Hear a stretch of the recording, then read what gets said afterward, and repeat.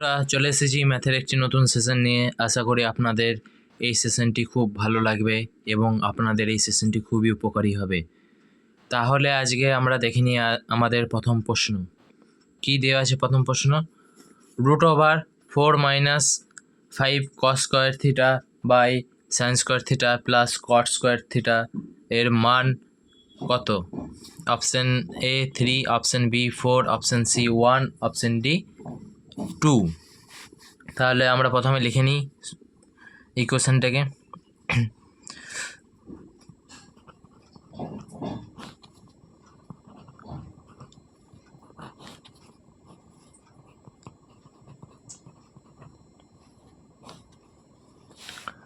আমরা লিখে নিলাম, এরপর দেখি আমরা কি করতে পারি। তাহলে আমরা এখান থেকে লিখতে পারি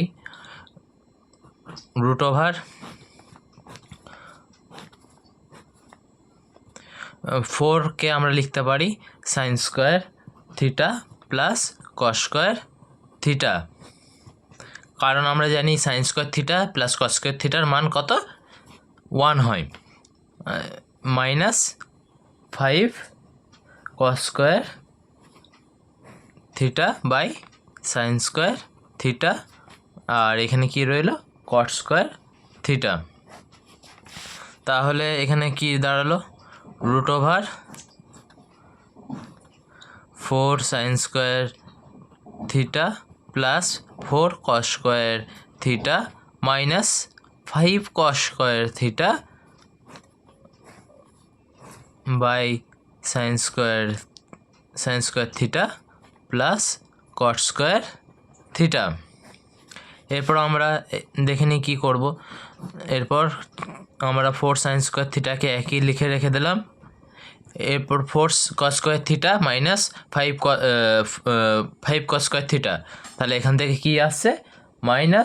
-cos square theta by sine square theta plus cot square theta. এরপর আমরা একে এরকম লিখতে পারবো যে 4 sine square theta by sine square theta minus cos square theta by sine square theta plus cot square theta. আমরা এই ভাগটা থেকে আমরা এরকম লিখতে পারি, জানি আমরা এটা লসাগু চলে আসবে সাইন স্কোয়ার থিটা, আর এখানে 4 sine square theta minus cos square theta. তাহলে আমরা এইখান থেকে সাইন স্কোয়ার থিটা কেটে দিলাম, কি পড়ে রইল? 4 মাইনাস এই cos square theta by sine square theta মানে কি? Cot square theta plus cot square theta. এরপর আমরা কট স্কোয়ার থিটা কেটে দিলাম, তাহলে আমাদের কি পড়ে রইল? √4 মানে 2। তাহলে দেখে নিই কোন অপশানে আছে। Option D correct answer. আশা করি আপনারা এই অঙ্কটি বুঝতে পেরেছেন। তাহলে আমরা চলে যাই আমাদের পরবর্তী অঙ্কে। আমরা চলে এলাম পরবর্তী প্রশ্নে কি দেওয়া আছে দেখে নিই। এর কাছে একটি নির্দিষ্ট পরিমাণ অর্থ রয়েছে এবং বি এর কাছেও একই পরিমাণ অর্থ রয়েছে। এ যদি বিকে 130 টাকা দেয়, তাহলে বি এর কাছে এর অবশিষ্ট পরিমাণের 1.5 গুণ থাকবে। পরিবর্তে বি যদি একে 70 টাকা দেয়, তাহলে এর কাছে বি এর অবশিষ্ট পরিমাণের 2 গুণ থাকবে। এ এবং বি এর সাথে তাদের মধ্যে থাকা মোট টাকার পরিমাণ কত? তাহলে কি বলেছে যে এ আর বি এর মোট টাকার পরিমাণ কত? তাহলে আমরা ধরি এক্স আর ওয়াই পরিমাণ টাকা যথাক্রমে এ এবং বি এর কাছে আছে। তা এক্স পরিমাণ টাকা এর কাছে আর ওয়াই পরিমাণ টাকা বি এর কাছে আছে। তাহলে এইখান থেকে আমরা শর্তানুসারে কি লিখতে পারি? শর্তানুসারে Y plus 130 equal to 1.5 into X minus 130। মানে এখানে কি বলেছে প্রথম এটা যে এই যদি বিকে 130 টাকা দেয় তাহলে বি এর টাকার পরিমাণ কত ছিল? ওয়াই ছিল।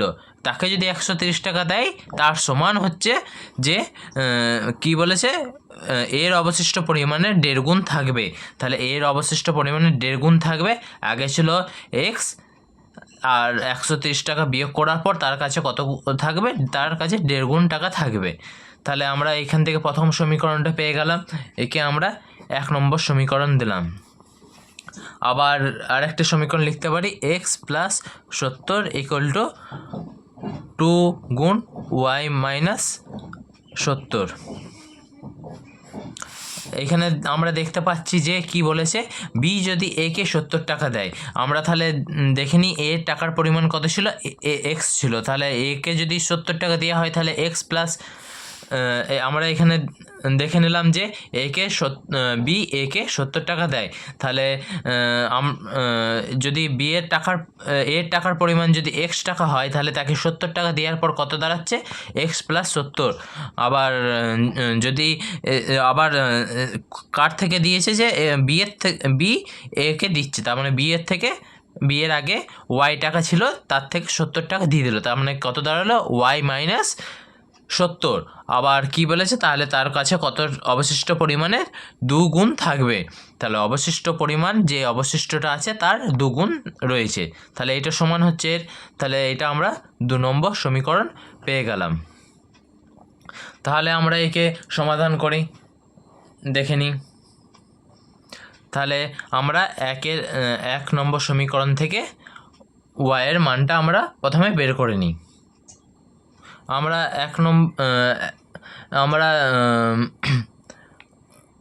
1 নম্বর সমীকরণ কি পেয়েছিলাম? 1 নম্বর সমীকরণ থেকে আমরা কি পেয়েছিলাম? Y plus 130 equal to 1.5 into X minus 130। তাহলে আমরা এখান থেকে কি লিখতে পারি? Y plus 130 equal to 1.5 X minus 195। তাহলে আর এখান থেকে আমরা কি লিখতে পারি? ওয়াই সমান আমরা 130কে এদিকে নিয়ে চলে এলাম, তাহলে 1.5 এক্স মাইনাস 195 মাইনাস 130। এই দুটোকে আমরা যোগ করে দিলাম কারণ একই সাইন আছে তাই। তাহলে কি দাঁড়ালো আমাদের কাছে? 1.5 এক্স মাইনাস, আমরা জানি বড় চিহ্নের পাশে চিহ্নটা বসে তাই মাইনাস বসলো, 325 যোগ করলে দাঁড়ায়। তাহলে আমরা ওয়াইয়ের মান কি পেয়ে গেলাম? 1.5 এক্স মাইনাস 325। এই মানটাকে এরপর আমরা 2 নম্বর সমীকরণে বসিয়ে দেবো। তাহলে 2 নম্বর সমীকরণ আমরা কি পেয়েছিলাম? 2 নম্বর সমীকরণ আমরা পেয়েছিলাম x plus 70 equal to 2y minus 70। তাহলে আমরা কি পেয়ে গেলাম দেখে নিই।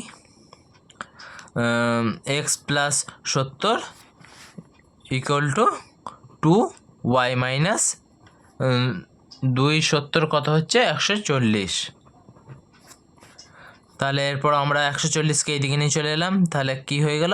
X plus 70 plus 140 equal to 2y। তাহলে এখান থেকে আমরা কি পেয়ে গেলাম? এক্স প্লাস 70 আর 140 যোগ করলে 210 হয়, আর এদিকে 2 আর ওয়াইয়ের মান আমরা কত পেয়েছিলাম? 1.5 এক্স মাইনাস 325। তাহলে আমরা এখানে বসিয়ে দিই 1.5 এক্স মাইনাস 325। তাহলে এখান থেকে কি দাঁড়াচ্ছে? এক্স প্লাস 210 ইকুয়াল টু, আর এটাকে গুণ করে দিলাম, তাহলে কত হলো? 3x বিয়োগ আবার 2কে 325 দিয়ে গুণ করে দিলাম, তাহলে দাঁড়ায় 650। তাহলে আমরা কি দেখতে পেলাম এখান থেকে? 3x minus x equal to 210 plus 650। তাহলে আমরা এখান থেকে পেয়ে গেলাম 2x, আর এদিকে 210 আর 650 যোগ করলে হয় 860। তাহলে এক্সের মান কত পেয়ে গেলাম? 860/2 সমান হচ্ছে 430। আমরা এক্সের মান কত পেয়ে গেলাম? 430 টাকা। আর তাহলে ওয়াইয়ের মান কত? তাহলে ওয়াইয়ের মান দেখে নিই। আমরা ওয়াইয়ের মান কি পেয়েছিলাম এখান থেকে?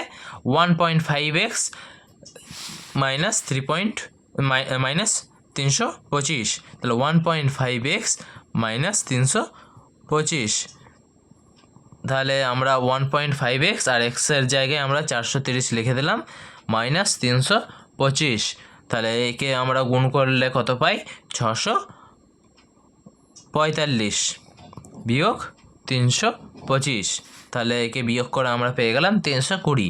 তাহলে কি বলেছে? এক্সের টাকা কত পেয়ে গেলাম? 430 টাকা, আর ওয়াইয়ের টাকা পেয়ে গেলাম 320 টাকা। আর আমাদের কাছে কি চেয়েছে? যে আমাদের কাছে চেয়েছে কত টাকা ওদের এক্স আর ওয়াইয়ের মোট টাকা পরিমাণ কত। তাহলে এক্স প্লাস ওয়াই কত হচ্ছে দেখে নিই। এক্স হচ্ছে 430 আর ওয়াইয়ের টাকার পরিমাণ হচ্ছে 320। তাহলে এদের টোটাল টাকার পরিমাণ কত? 750 টাকা। তাহলে আমরা দেখে নিই অপশানে কোথায় আছে 750। তাহলে আমরা দেখতে পাচ্ছি যে অপশান সি কারেক্ট অ্যান্সার। আশা করি আপনারা অঙ্কটি বুঝতে পেরেছেন। তাহলে আমরা চলে যাই আমাদের পরবর্তী অঙ্কে। আমরা চলে এলাম আমাদের পরবর্তী প্রশ্নে। পরবর্তী প্রশ্ন কি দেওয়া আছে দেখে নিই।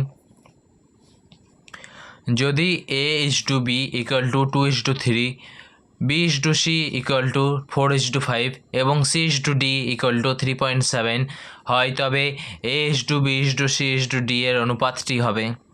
তাহলে এখানে কি দিয়েছে? a/b = 2.3 আর b/c কি দিয়েছে? 4.5। তাহলে আমরা দেখে নিচ্ছি এখানের মধ্যে কি কমন আছে। এখানে বি আছে, এখানেও বি আছে। এখানে দেখে নিই সংখ্যাটা সমান কিনা।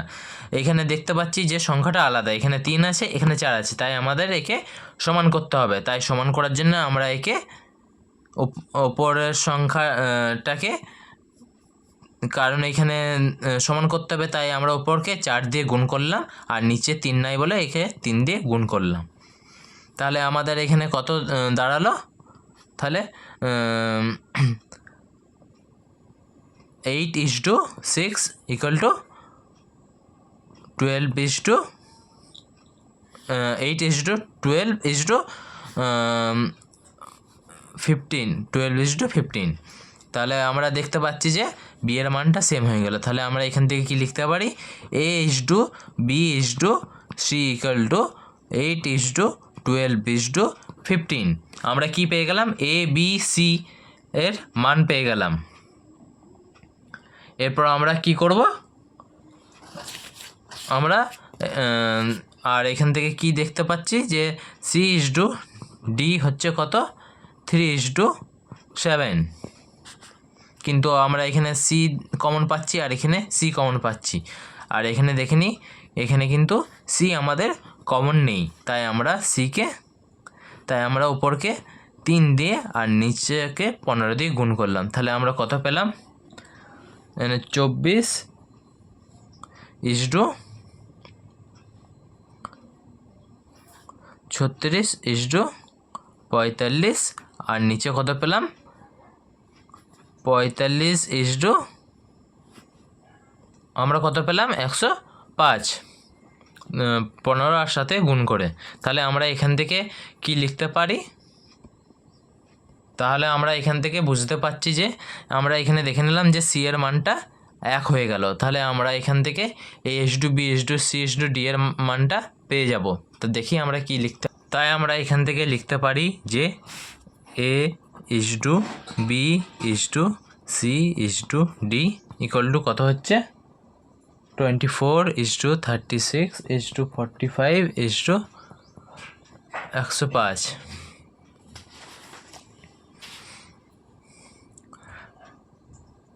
তাহলে এখান থেকে কি লিখতে পারি, আমরা একে 3 দিয়ে কেটে দিচ্ছি। 3 8 24, 3 12 36,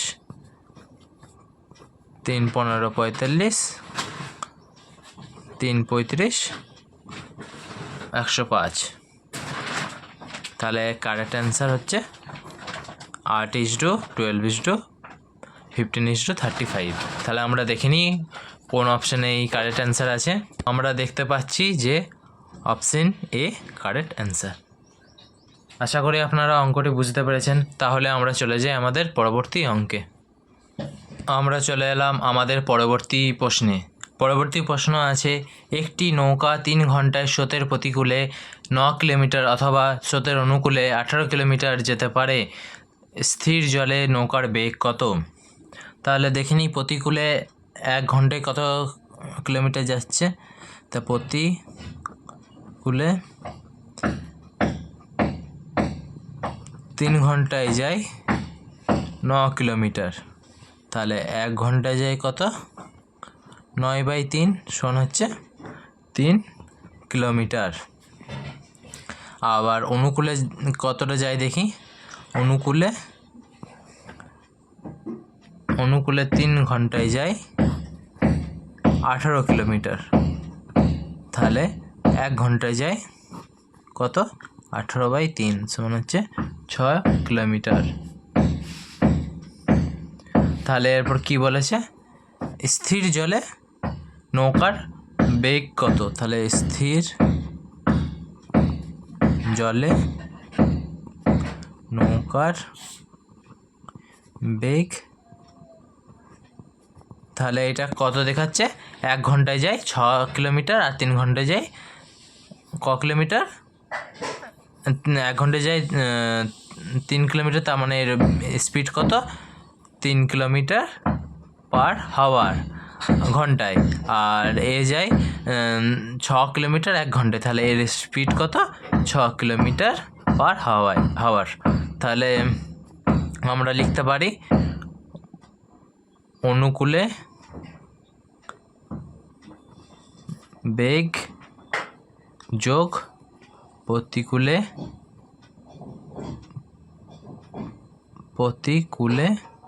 বেগ বাই 2। এটি হচ্ছে সূত্র স্থির জলে নৌকার বেগ বার করার। তাহলে আমরা এখানে অনুকূলে বেগ কত পেলাম? 6 কিলোমিটার পার হাওয়ার, প্লাস প্রতিকূলে বেগ কত পেলাম? 3 কিলোমিটার পার হাওয়ার, সমান হচ্ছে 9/2 =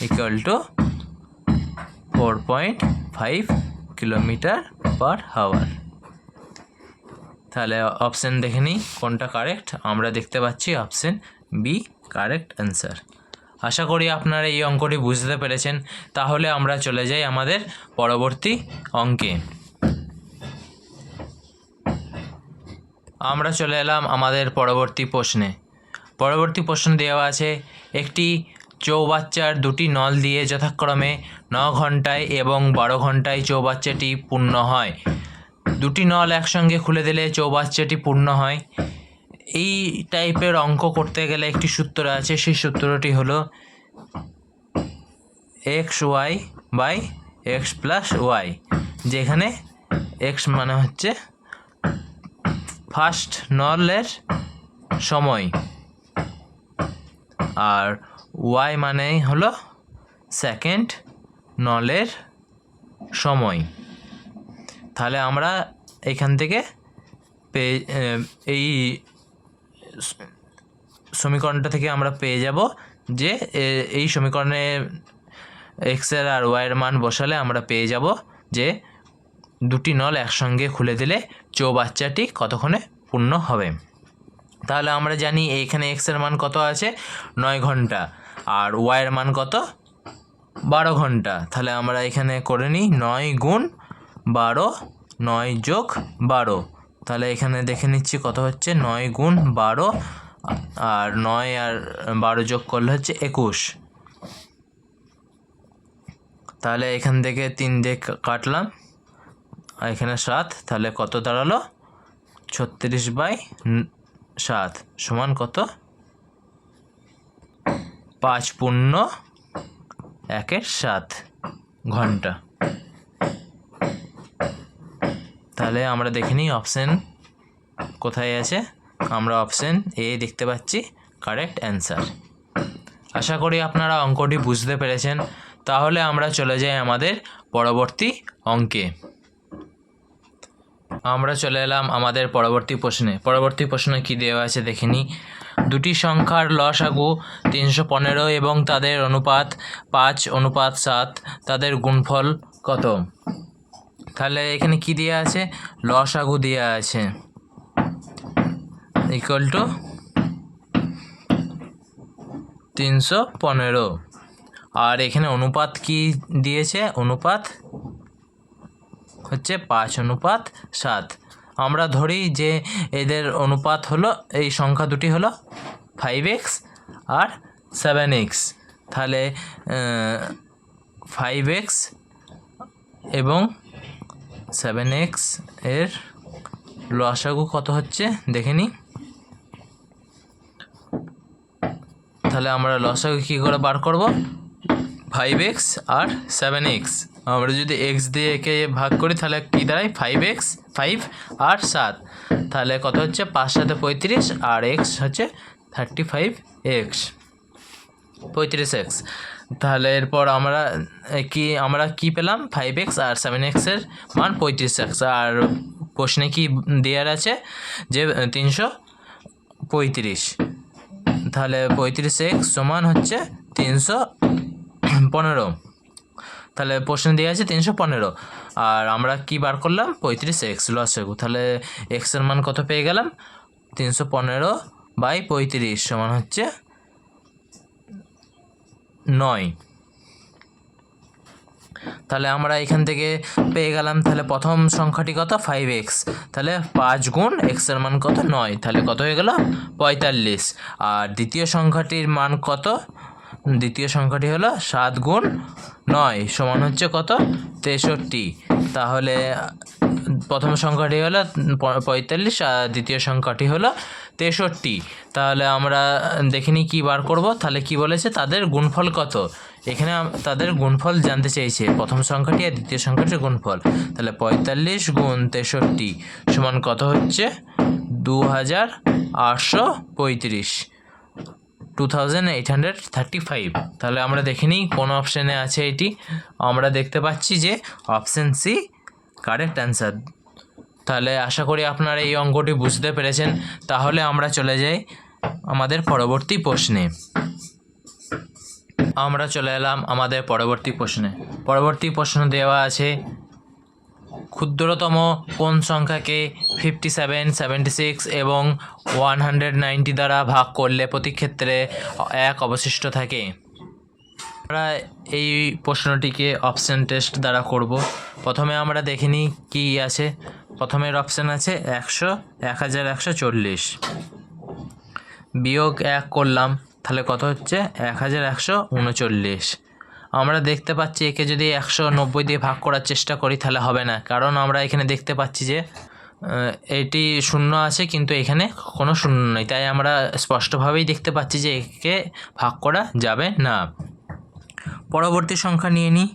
141 বিয়োগ 1 ইকুয়াল টু 1140। একেও আমরা ভাগ করব 190 দিয়ে।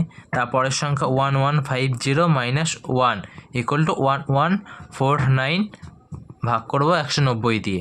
আবার একে 1151 বিয়োগ 1, তাহলে কত হচ্ছে? 1150 ভাজিত 190। তাহলে আমরা দেখতে পাচ্ছি যে এটিও যে নিয়মে ভাগ করা যাচ্ছে না, এটিও সেই নিয়মেই ভাগ করা যাবে না, কারণ এখানে শূন্য আছে আর এখানে 9 আছে। আমরা স্পষ্টভাবেই দেখতে পাচ্ছি যে এটি ভাগ করা যায় না। তাহলে এখানে শূন্য আছে শেষে, এখানেও আছে এটা আর এটা, তার মানে এই দুটির মধ্যে যে কোনো একটি অ্যান্সার হবে। তাহলে প্রথমে একে ভাগ করে দেখে নিই, কিন্তু এর ভাগ হচ্ছে না। এইটি ভাগ করলে দশমিকে চলে আসে, তাই এটিও হবে না। তাহলে উত্তর কত হচ্ছে? একে ভাগ করলে আমরা কত পাচ্ছি? 6। তাহলে উত্তর কত? এটি কারেক্ট অ্যান্সার। তাহলে আমরা কোন সংখ্যাকে পেলাম? ক্ষুদ্রতম 1141। তাহলে অপশান এ কারেক্ট অ্যান্সার। আশা করি আপনারা অঙ্কটি বুঝতে পেরেছেন। তাহলে আমরা চলে যাই পরবর্তী অঙ্কে। আমরা চলে এলাম আমাদের পরবর্তী প্রশ্নে। পরবর্তী প্রশ্ন কি দেওয়া আছে দেখে নিই। এ একটি কাজের 1/3 অংশ করে 5 দিনে এবং বি ওই কাজটির 2/5 অংশ 10 দিনে করতে পারে। তাহলে এ ও বি একত্রে সম্পূর্ণ কাজটি করে। তাহলে আমরা দেখে নিই তারা এক অংশ কত দিনে করতে পারে। তাহলে এ 1/3 অংশ করে 5 দিনে, তাহলে এক অংশ করে কত দিনে?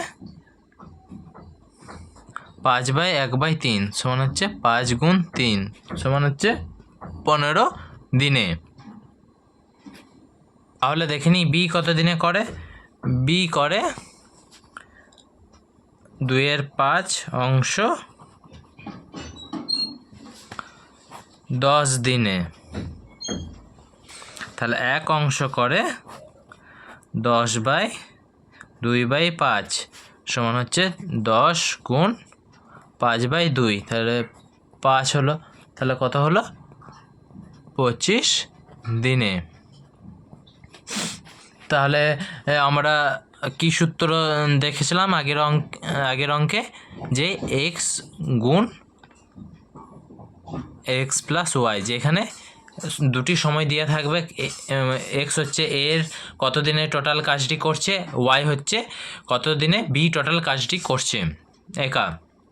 তাহলে আমরা দেখে নিলাম প্রথমটাই ছিল 15 এক্সের মান আর ওয়াইয়ের মান কত 25, তা 25 লিখে দিলাম আর এদিকে 15 যোগ 25, তাহলে কত দাঁড়াচ্ছে 15 গুণ 25 বাই আর 15 আর 25 যোগ করলে হচ্ছে 40। তাহলে এখান থেকে কত হচ্ছে দেখে নিই। 25 পাচ্ছে আর এদিকে 25 8 40, তাহলে 75/8 সমান 9×3=8 দিন। 9×3=8 দিন হচ্ছে উত্তর। তাহলে আমরা দেখে নিই অপশানে কোথায় আছে। আমরা দেখতে পাচ্ছি যে অপশান বি হচ্ছে কারেক্ট অ্যান্সার। আশা করি আপনারা অঙ্কটি বুঝতে পেরেছেন। তাহলে আমরা চলে যাই আমাদের পরবর্তী অঙ্কে। আমরা চলে এলাম আমাদের পরবর্তী প্রশ্নে। পরবর্তী প্রশ্ন কি দেওয়া আছে দেখে নিই। এক ব্যক্তি 40 কিলোমিটার/ঘন্টা বেগে পি থেকে কিউ পর্যন্ত গিয়ে তার গতিবেগ 50% বৃদ্ধি করে ফিরে আসে। তাহলে সমগ্র যাত্রা পথের ব্যক্তির গড় গতিবেগ কত? তাহলে আমরা দেখে নিই কীভাবে বার করব। কি বলেছে, পি থেকে কিউ গেল, তখন তার গতিবেগ ছিল 40 কিলোমিটার/আওয়ার। আবার কিউ থেকে যখন পিতে এলো তখন তার গতিবেগ 50% বৃদ্ধি পেল। তাহলে আগে ছিল 40 আর এখন আরও 50% বৃদ্ধি পেল। তাহলে কত হলো? 100। আমরা যদি 150 ধরি 100, তাহলে কত হলো? 0 0 কেটে গেল, 60 কিলোমিটার/আওয়ার।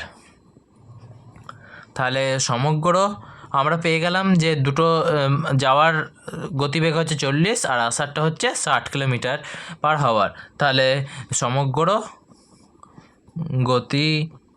সমগ্র যাত্রা পথের ব্যক্তির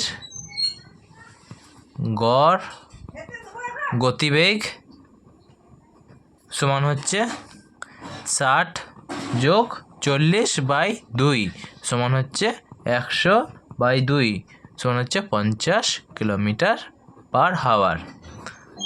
আমরা এখানে দুটি গতিবেগ পেয়ে গেলাম, তাই একে আমরা গড় করে দিলাম, কারণ এখানে গড় গতিবেগ চেয়েছে, তাই যোগ করে দুটিকে 2 দিয়ে ভাগ করে দিলাম। তাহলে আমরা কত পেয়ে গেলাম? 50 কিলোমিটার/আওয়ার।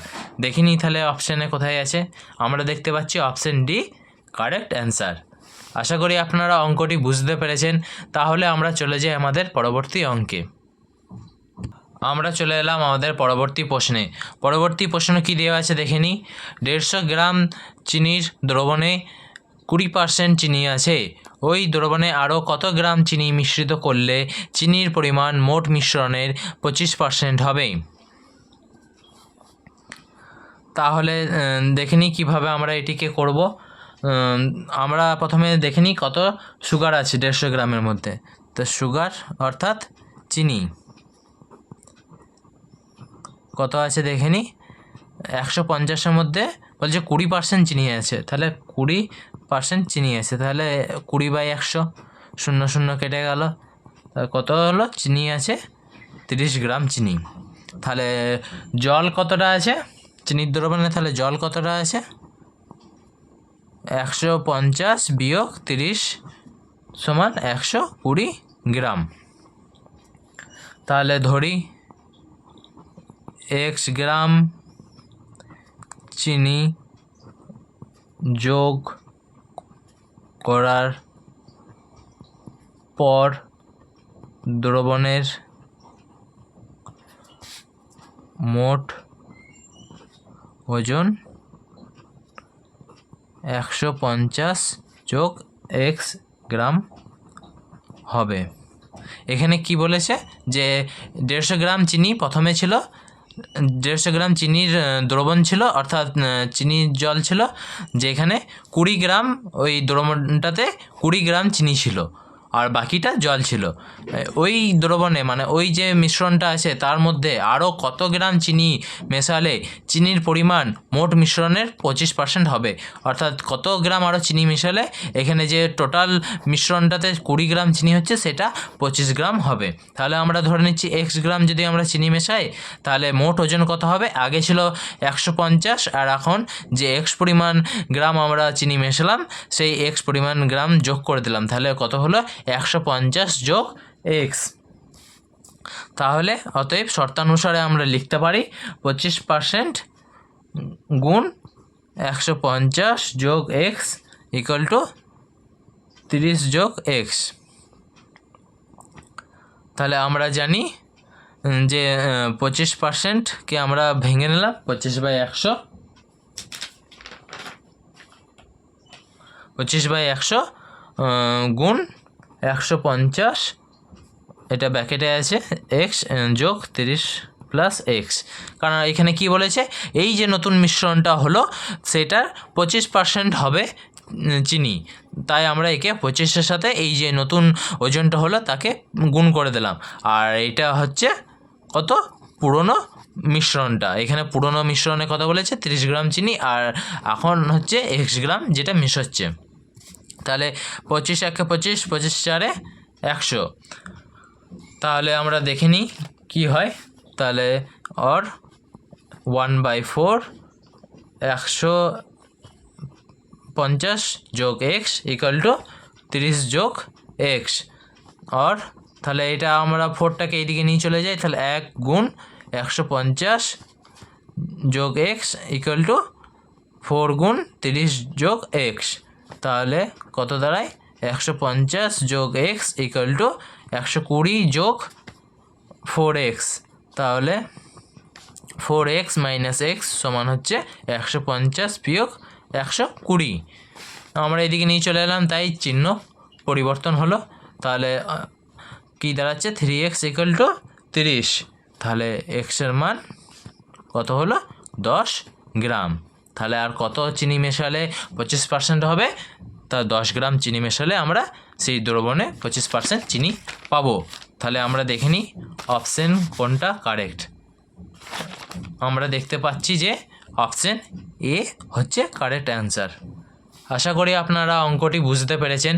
তাহলে আপনাদের যদি কোনো অঙ্কে কিছু প্রবলেম থাকে তাহলে আপনারা আমাকে জানাতে পারেন কমেন্টে। আজকের সেশন এই পর্যন্ত। আপনারা আশা করি ভালো আছেন এবং আমার সেশন খুব এনজয় করছেন।